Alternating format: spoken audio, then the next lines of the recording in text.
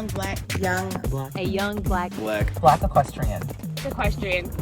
Equestrian. black equestrian. Equestrian. Black equestrian. Equestrian. Black equestrian. I'm a young black equestrian. I am a young black equestrian.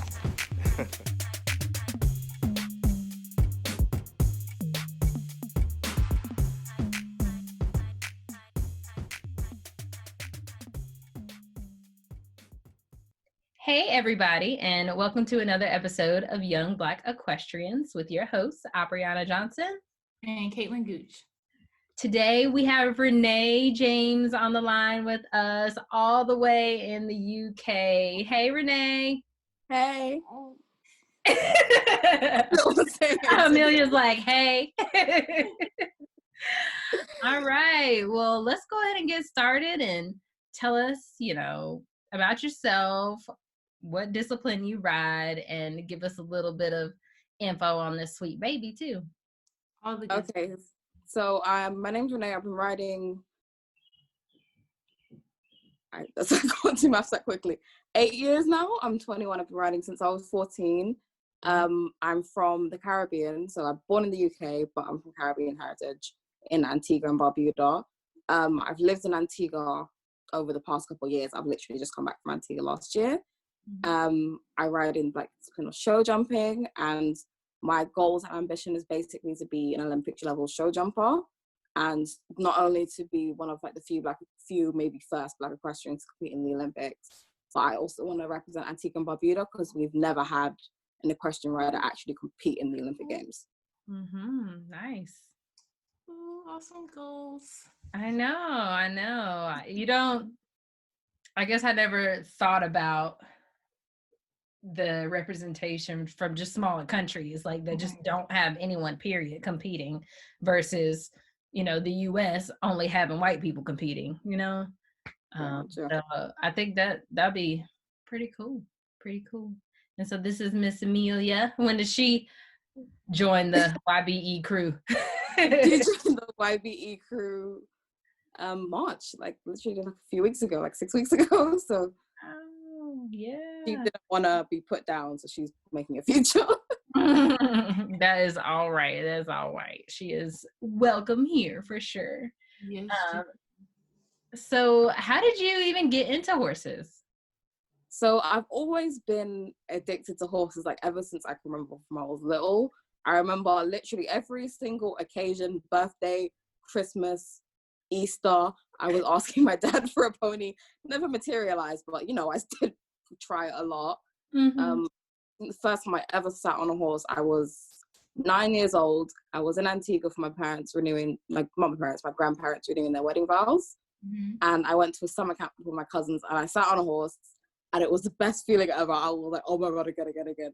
And I literally sat there and begged the guy to ride his horse again until he let me back on for another ride. And from there, I was hooked. Yeah. Oh, I love it when we start out as kids and some people say that their parents thought it would just be a phase and then it's not. Yeah, I bet my dad wishes it was a phase now. Yeah. I'm but you could be obsessed with other things, this is a very productive thing to be addicted to. Productive and expensive, but worth it. But worth it. You stay out of trouble, you stay out of jail. So best addiction to have. So tell us a little bit about your riding journey. Did you start off with having lessons, or did you how did you get into the industry? So lessons are ridiculously expensive here. I don't know why they're so expensive. It's cheaper to learn to drive a car. So I started out volunteering. So I didn't actually start volunteering until I was 14. So I volunteered at this stable called Rice Park Stables. And it was really nice people. And I would literally spend every weekend there, school holidays. I think I'd leave my house at 6 a.m, groom the horses, muck them out, tack them up. They didn't do lessons there. They only did trail rides. We take the horses out. I'd lead the horses with kids on them. And I'd do that all day, every day. Happily run around the field with the horses and do things like that. And then from there, we didn't have structured lessons because I didn't have an instructor there. So it'd be that we take the horses, we go out in the woods and we ride. So that's basically how I learned the foundations of riding. those sessions, just going out in the woods, sort of copying what I'd seen other people doing, copying what I'd seen on YouTube, because I used to sit down and just obsessively watch videos of how to ride when I was wanting to learn. And I did that up until I was about 16. When I was 16, I actually started working, so I could pay for a few lessons here and there. And then when I turned 18 is when I moved to Antigua. And when I moved to Antigua, God bless my uncle, he paid for me to have a lesson every single weekend while I was studying over there. So I'd have continuous lessons at this barn called Spring Hill every single weekend. And then I have a good friend, Janet, she has so many horses, like insane amount of horses. She probably got too many. That doesn't exist. The limit does not exist. Yeah, true. So she would let me ride whenever I liked. We do lessons as well. And then I ended up teaching younger kids lessons at one point. So I sort of learned from there, learned from what I saw with other people, have my lessons as I got older. And now where I'm at is just a baby. As soon as Corona wants to calm itself down, I'm going to go back to having lessons and carrying on with my training. Nice. I cannot wait for Corona to get up out of here. Yes, it's putting a kink in so many plans. Listen, it's like the whole show season this year has been cancelled. Like everyone I know is complaining. I'm like, great, I'm not the only one missing shows this year. It's a bit selfish, but Suffer with me. Yeah. I can completely understand that though. Like I try to look at the bright side. Like I feel like the world is slowing down or has slowed down. So for those of us who have been trying to get something done, it's like we get to like catch up while everybody's just kind of moving in slow motion. So I'm like, okay, it's time to do stuff right now. Now's the time before we open back up and everything's back to normal. Now's the time to get stuff done. So I agree with you, man. I mean, you don't get those, first shows to work out the kinks, but maybe they'll try to make it last a little bit longer. I don't know. Yeah, it'll probably be like the end of the year before shows are back on here because we've had it so bad. Yeah. And that would be the safe thing to do, honestly. I wonder how it will be for the trail rides here. Social distancing trail rides, keep 2 horse distance apart. No. That would not happen. No. I don't even know how that could work. They are out there already, okay? They are like, there ain't no Corona in the woods. Come on, y'all. What? Right. What? Okay. Moving on. So what are some of the challenges outside of, having to afford lessons that you faced by being in this industry? So being a Black equestrian, it's really difficult because there's nobody that looks like you. So it's like, I'll go to shows and people will look at me sideways. Like, who is this person? I actually went to a show and my family came to watch, and the photographers took a load of photos of my family just spectating. Like, when I went through the photos, I was like, oh my God, like, there'd be like 10 photos of the rest of the audience and like 20 of my family. It's like, why? This is kind of weird. I've received racism at shows, so that wasn't very, I've been called all kinds of names at shows, and I'm very petty, so I was just like, okay, you know what, you want to call me names, I'm going to beat you first, I'm going to make sure I beat you first, and then I'm going to report you to the judges.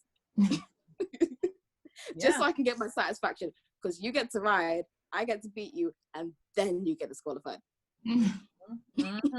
Yeah, serve them some of their own medicine, man. Right. Yeah, and then there's the financial side of things, which it is what it is. It's an expensive sport. You've got to get creative to find your ways around that. I know to find a sponsorship is ridiculous. I've been trying that for years. So it's literally getting creative now on the way I do things, the way I approach businesses and things like that. And it's just getting access to good horses as well, because it's like, if you don't have a ton of money, no one really wants to let you touch their expensive horse. So if you can't buy your own, no one wants to let you touch it, because it's like saying, can I ride your expensive horse? Like, can I crash your Ferrari? Like, Yeah. You have to really, I guess, show some skill prior to, you know, for people to even take that chance. And even then, you know, if you don't have the money, you're not in the space where It's all a it's yeah. If you don't have the money, you don't have the good horse, you can't prove yourself, and you can't get sponsored. Mm-hmm. Yeah. And I mean, we've talked to people who have very similar stories, and at this point I'm like, what is the, I won't even say the solution, but what is the workaround? How do we improve that? Because I don't think it's going to get any less expensive, you know? So one thing I have said is that when I say I want to, I'm working every single day towards going to an Olympic Games. Whether I'm at home, I might not be exercising. It's a lot of food in quarantine. Or I'm at home, you know, I'll be sitting down. I've got a whole like notebook where I'm like, okay, this is the businesses I want to target. This is how I think they could help me. And while I'm progressing along this way, I'm kind of backtracking and saying, okay, how can I help the next person coming behind me, so they don't have to go through all of this again? Right. So I was like trying to find owners, different things like that, like people that have good horses that might be willing to give people a chance, proving myself to them and saying, you know what, there's other people like me that need just a chance. So it's me trying to find these little steps to help break that sort of issue. Yeah, and I think everybody has to do their part. You know, we see the problem, we see the need. So us, you know, chipping away, trying to get to the meat of that and helping others gain access to it. You know, I personally like don't have any like major competition goals, like wanting to go somewhere. But if I can just increase the sheer number of people involved in this sport, you know, I'm good with that. That's a win for me. So Absolutely. we all just have to, you know, do our part in increasing the diversity in this sport at all levels at this point. Yeah. And that's why I'm so happy to work with Urban Equestrian, because they give me the opportunity to increase that diversity. Like the kids, they're all from like Black, Asian, minority ethnic backgrounds. And it's just literally like sparking them to want to ride, to want to compete, to want to engage. And there's so many kids that are involved, and they're based in Leicester, which is like city 2 hours away from me. And I'm kind of working with them and annoying a lot of people in high places to try and get something like that running in London, because I think we really need it. Like there is Ebony Horse Club, but they only operate an area 2 miles around them, which isn't very big. London's huge. So it's more trying to get more kids in in London access to things like this. And it's not just about me. I want to influence the younger generation. Like my little sister, I tried to teach her how to ride. I try. And I did say that one thing I would like to do is, when I eventually have the money, get youngsters. So the issue of riders not having access to top quality horses, I'd rather buy top quality youngsters, bring them on myself, and then give the next generation of riders something to ride where they're not having to struggle to try and get like a good ride. Yeah. Tell us a little bit about Urban Equestrian Academy. Like how did you first get involved with that? So I'm from Antigua, and so I'm half Antiguan, half Jamaican, and I'm from London, and I absolutely love horses. So I was just scrolling through Facebook one day, and I saw this video on, I think it was Russell Howard's Good News, which is like a show that I absolutely love. And it's like, oh yeah, Black equestrians. I'm like, oh my God, Black people. Oh my gosh, horses. Oh my God, Antigua. I was like, I was literally like freaking out. And I watched the whole video, and then I looked up Freedom's name. So I found his book, and then I was like, 5 minutes later, I found his Instagram, and I DM'd him. I was like, oh my gosh, my name's Ranee, I'm from Antigua, blah, blah, blah. I love horses, I love what you're doing, I want to get involved. And just from there, it sparks. That's awesome. That's awesome. Freedom seems like a very welcoming person. He is. It's like, from you join the Urban Equestrian, it's part of a giant family. Like there's so many of us, even now, we were talking like an hour ago. Like there's so many of us, we all talk like regularly, We all communicate. We'll just send each other funny videos. Like, it's just a giant extended family that you can always talk to about anything. Mhm. That's so dope when you can finally find that among people who look like you, especially when you didn't know it existed, and then you're like, where has this been the whole time? I know. That's literally how I felt. I'm like, it's been where? And you have the same interests and Same background. I was like, yeah, that is definitely a rarity. I can see how that would be all the way over there. You guys are far away from home, you know. So, yeah. well, that's cool. That's cool. I remember on our what was it? One of the times that we were on Zoom in the past. I was there for the first one. I slept through the second. Yes. It was the first one. You mentioned that you were doing artwork for the kids. Do you do a lot of art, or have you kind of tried to pursue that in any way? So as part of my way how I've been funding my writing so far is I do like graphic design and web design on the side. So I've been doing recently like animations for this lady I know that does backpacks. I've been doing children's books. I was animating the Urban Equestrian kids, and then I'm currently working on a few websites. So one for myself, one for my older cousin, and one for one of my close friends. And then just sort of trying to build a portfolio for myself. And then I was going to put it all up together on a website and start like a proper service now that I have a lot more time at home. Mm-hmm. Yeah. So yeah, I've been doing art for a while. It's kind of like my side passion next to horses. So I kind of use it where I can. Yeah. That's all over. Yeah, I'm in the same boat, girl. I'm in the same boat. Yes, this that my side gig has definitely been funding YBE. somebody got to. So, how would you say horses have affected your life? So it's taken up most of my time, to be fair. It's literally my drive and my motivation for everything now. Like getting through school, I'm not really like the sort of person that enjoys school a lot. So it's just more I'd be sitting down watching FBI videos in my lunch breaks, and it's taken up a huge part of like my day-to-day activities. Like I have to, like I'll sit down and I'll meditate. And when I'm meditating, I'm like envisioning myself at the Olympics and things like that. It's like my whole mindset has been changed. And then over summer, every single day I was at my friend's farm.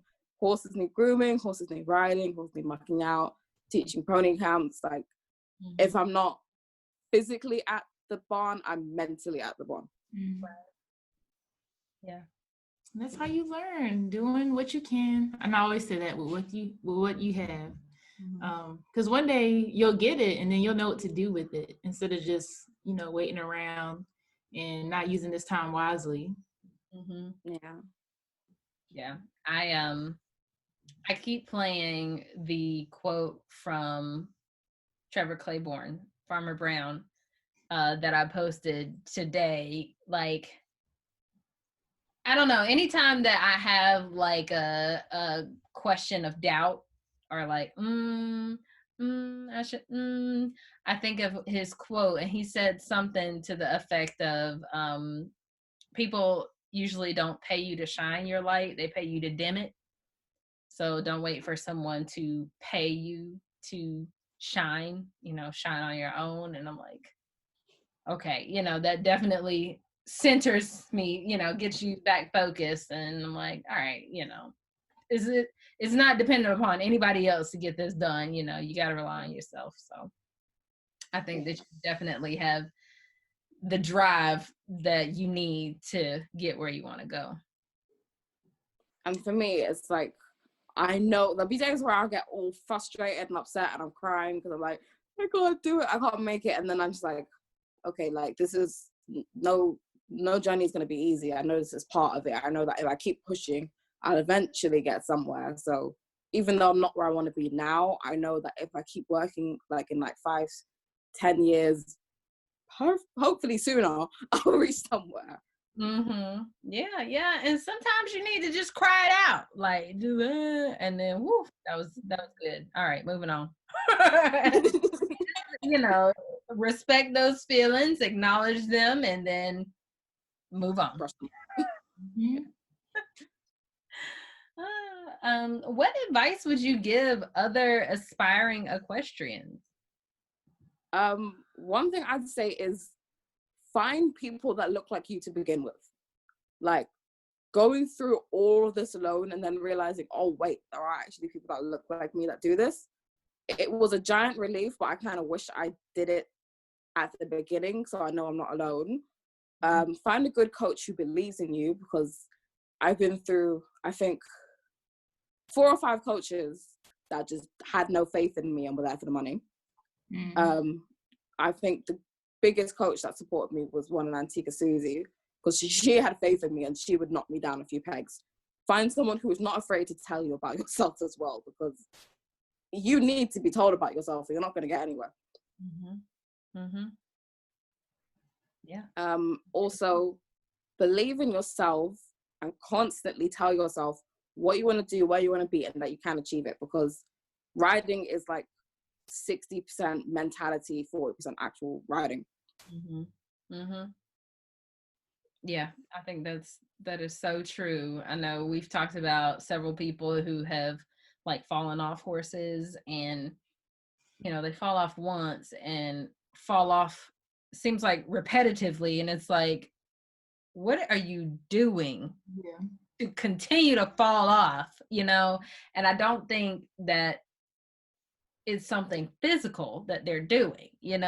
Sometimes once you fall off one time, the next time you even feel like you're in a pickle, some people just jump. To be quite honest, they're just like, it's getting weird, I'm gonna just bail.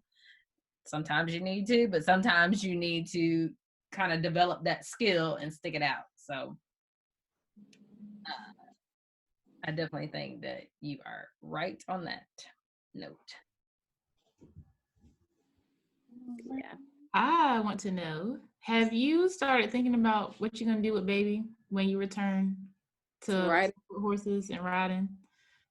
So I've been trying to think about it. Like, obviously, I've got a lot of family and friends around me, and a few of my friends are like, yeah, I'll come to the barn with you and watch baby while you ride. I'm like, I will take you up on those offers. I looked very deep in the eyes and say, I will seriously take you up on this offer. So,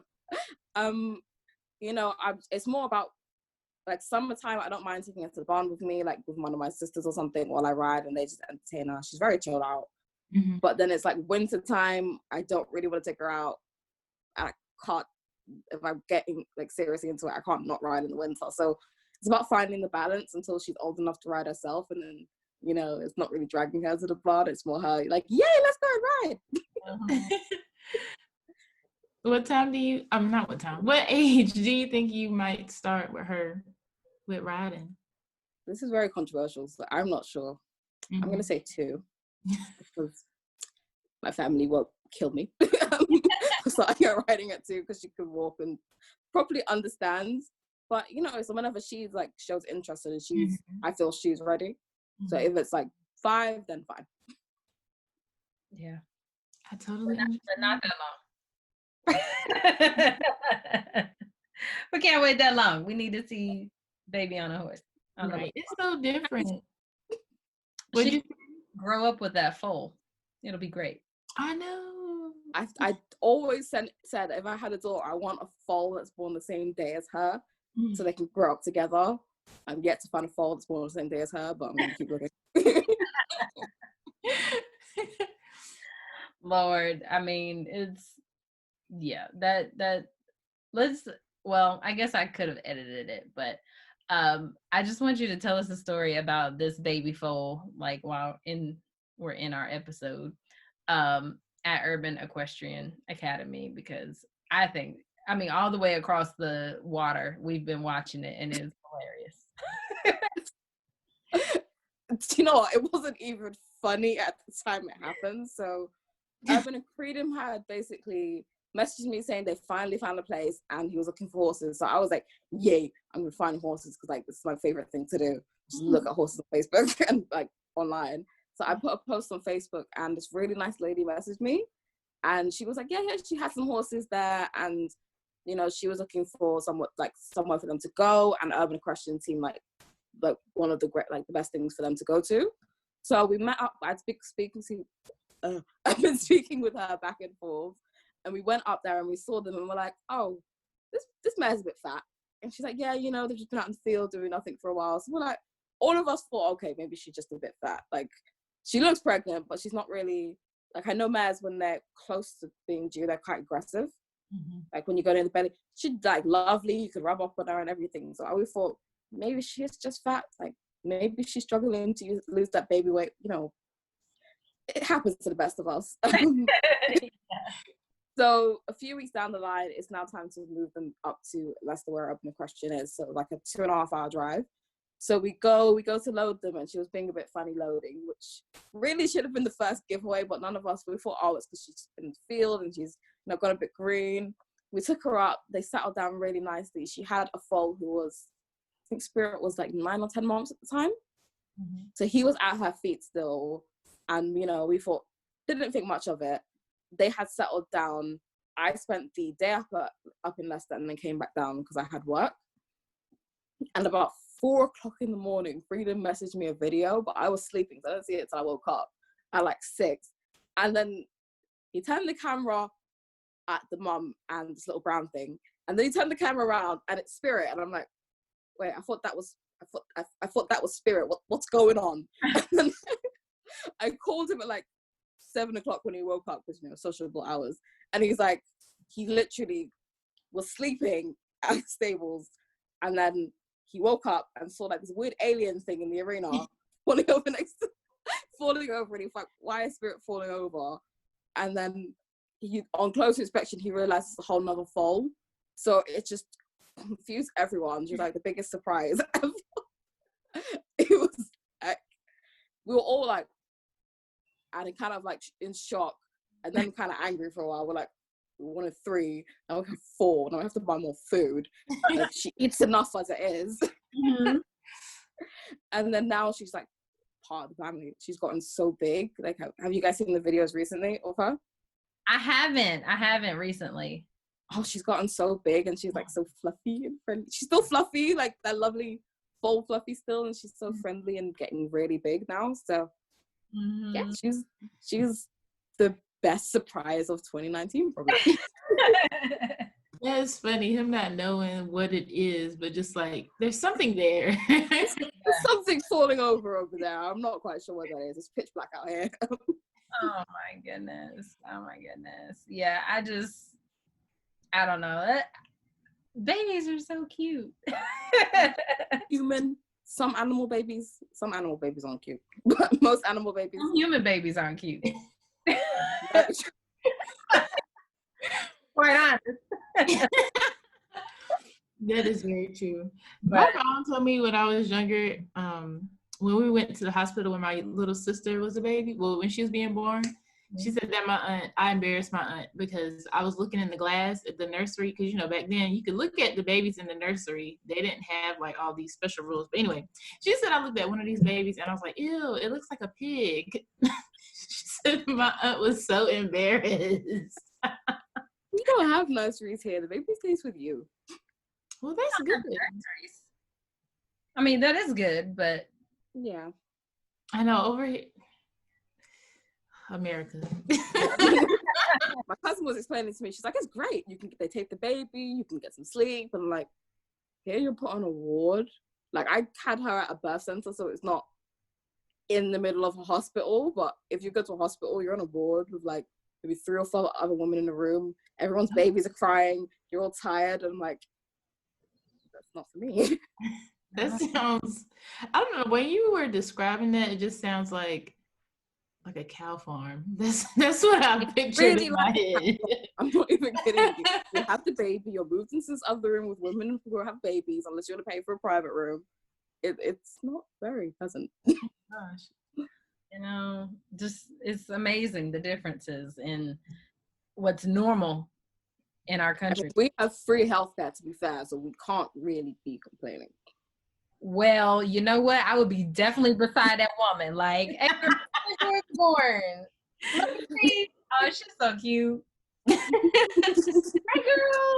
girl. Yeah, I don't even know how much the hospital rooms cost here. I'm pretty sure it's a couple thousand. Who knows? Man, I just got my bill from falling off the horse. And I was like, okay, you mean to tell me that if I paid in cash when I went to get an x-ray, I could have paid $50 less than if I went and then I did like claim it on my insurance. That makes no sense. It makes no sense. Like, let's just pretend like this didn't happen and I'll just pay you in cash. Right. So I gotta call them. Let's see what I can do. Because that makes no sense. Free healthcare. It sounds good right about now. It is when you fall off horses regularly. Like, I'm not trying to make that a regular occurrence, but I thank God, touch wood, that it doesn't happen. Have not fallen. That's ended me up in hospital yet. yeah. Let's continue with that. Knock on. I need to find some wood around here to knock on. I got some. Do y'all have superstitions like that? A bit. I do. Slightly superstitious. Not like if I step on a crack, I'm gonna break my mama back, but Yeah, I'm not superstitious like that, like ladders and black cats and. No, but I definitely still won't open an umbrella inside. Yeah, that's not. I work in retail and I freak out every time customers open like umbrellas and store. I'm like, no.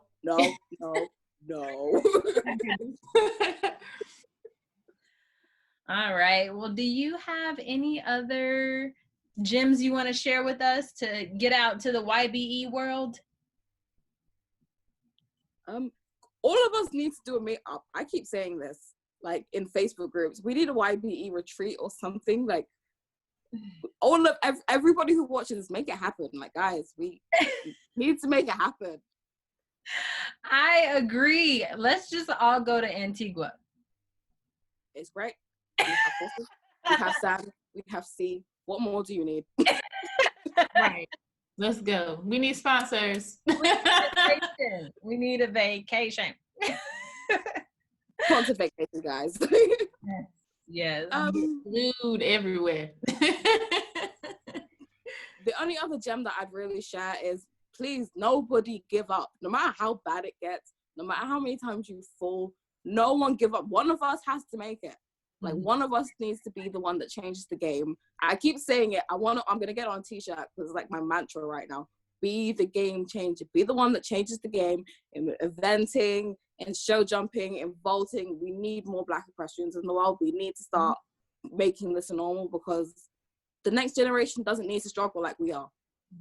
Like, it doesn't need to be this difficult. It doesn't need to be how it is now. We can make this huge difference by just carrying on, by making our statements, and be persistent in what you do. Like, I'm constantly posting, like, just at the moment my Instagram's quite dry because just had baby and I've been waiting to like make a comeback, but I've constantly been trying to push other people, you know, do this, do that, advise other people. If you see other people struggling, don't put other Black equestrians down. We're struggling with enough as it is. We don't need to be having internal conflicts. If you see something that's wrong, like in their videos and stuff on Instagram, I hate seeing that hate in the comments. Just privately message them and say, guys, you know, you could do this, this, and this better, but you're doing really well here. Like, back every negative comment back up with a positive one.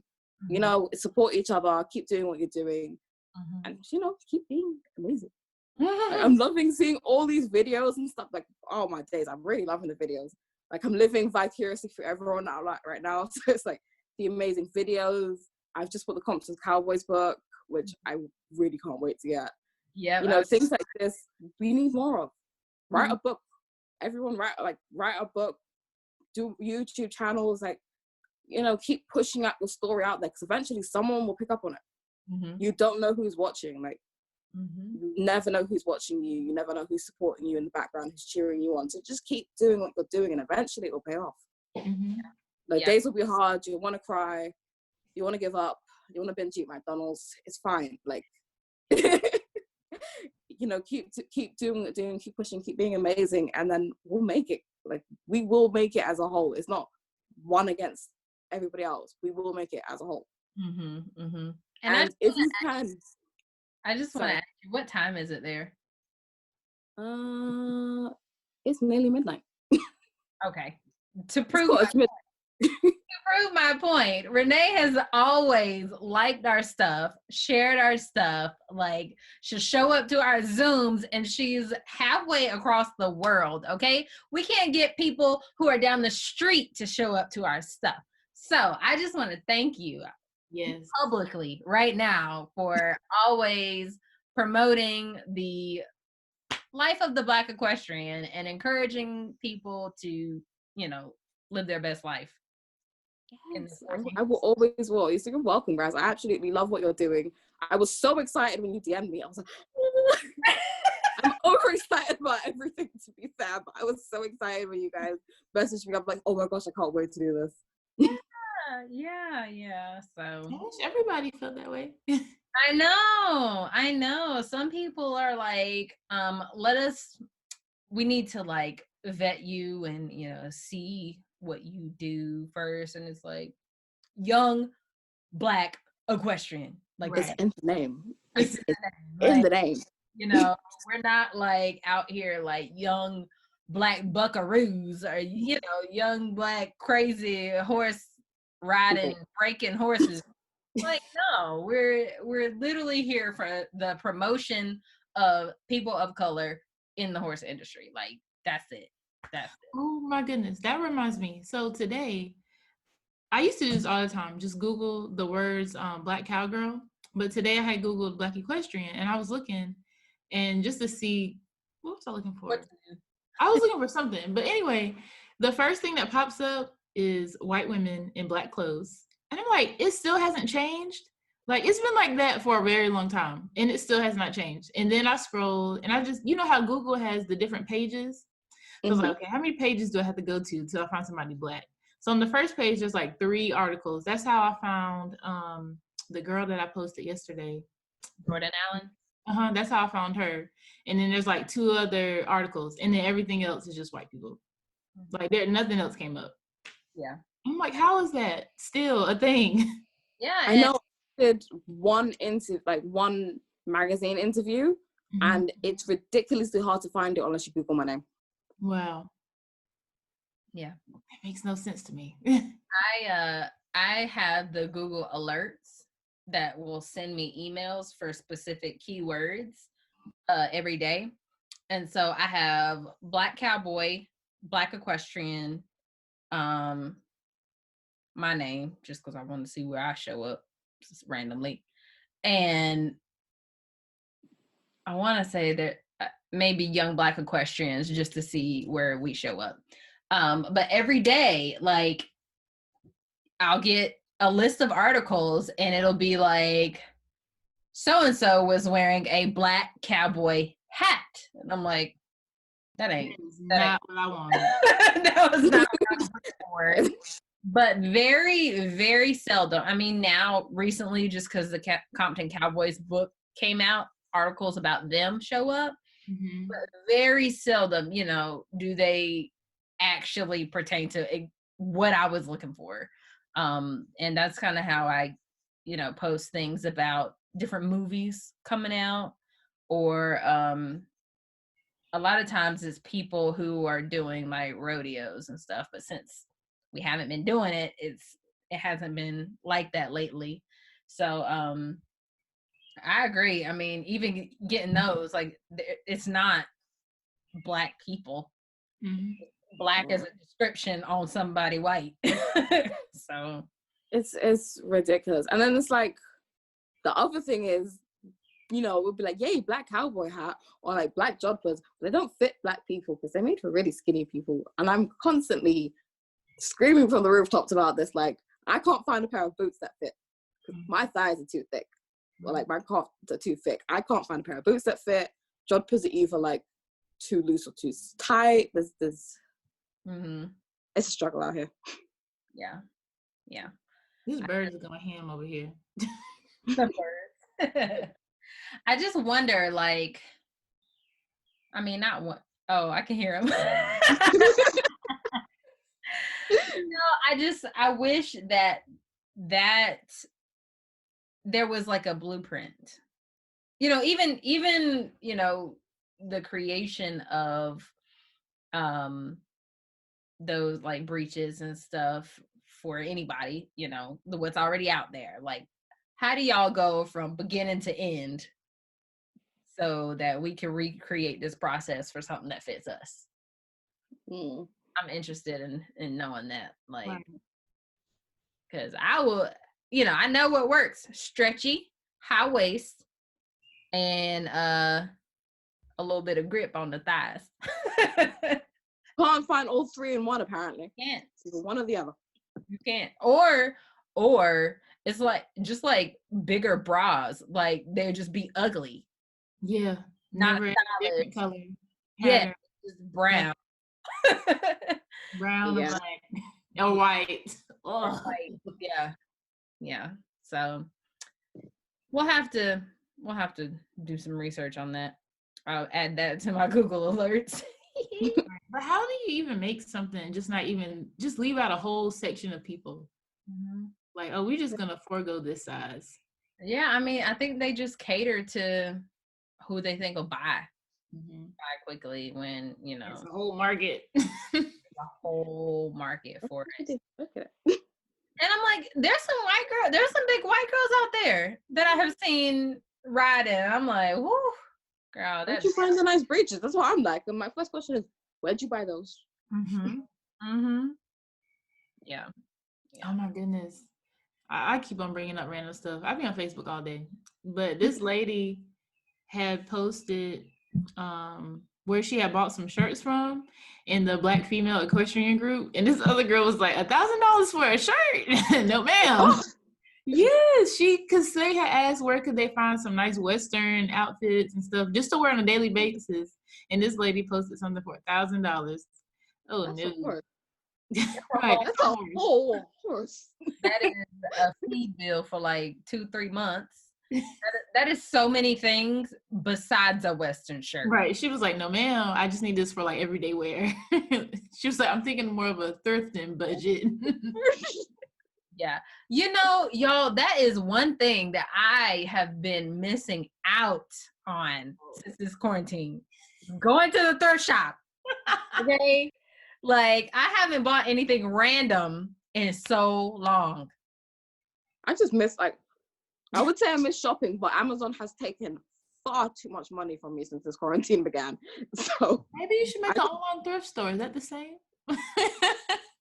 Would that be the same? Thrift my own stuff? Wait. I mean, you could clean out your closet. Like, pretty sure there's some stuff in there you forgot you had. Yes, but once I find it, I didn't forget anymore. I'm just kidding. I'm a hoarder. Like,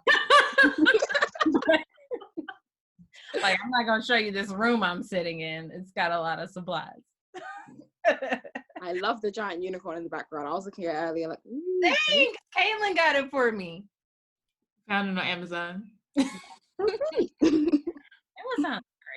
I've only purchased 3 things though: a blender, the Cowgirl, Competent Cowboys book, and some braided hair so I can braid my hair. I got some too. I started braiding my hair, and then I'm like, oh no, I'm gonna finish it in time. That is all right. That's all right. See. Okay, I feel like we're like out of the interview, so hold on a second. Let me wrap up and then we can keep talking. Hold on. Okay. All right, Ranee, thank you so much for talking to us today. I really appreciate you taking time out of your night with your baby and just chatting with us all the way across the world. So I really appreciate that. Thank you guys for having me. I really do appreciate you guys messaging me as well. I love it here. Hopefully I do something amazing in the future and I can come back with some better content for you. But yeah, I've really enjoyed it. Anyone who's watching this, follow these guys if you don't already. I'm sharing. You got to tell us where to find you too. I'll tell you where to find me, but all my family and friends, I know this is on Facebook, guys. I can see you. Follow them. I like their pages. You can catch me on Instagram at ebony_equestrian. That's the main platform that I'm on for riding right now. I have Twitter, but I don't really use it. And my Facebook feed feeds off my Instagram feed, so you might as well just follow me on Instagram. My Facebook is Ranee James Equestrian, though I'm not sure what's on there right now. And yeah, I'm friendly. You can drop me a DM anytime that you guys want. Any other Black questions, anyone who has questions, anyone who wants to talk foolishness, like, I'm on my phone most of the days, guys. Just message me. All right. Well, you have a good night. You too. Bye. Thank you for tuning in to another episode of Young Black Equestrians. I am so excited that we have come this far. A lot of you have been listening for so long, and for us to make it into 2020, and it is the month of June, it is just amazing to have this support. Please head over to our YouTube channel and subscribe if you haven't already. Leave a comment, leave a review. Let us know what you think and some topics that you would like to hear, even someone that you want us to talk to. See you next week.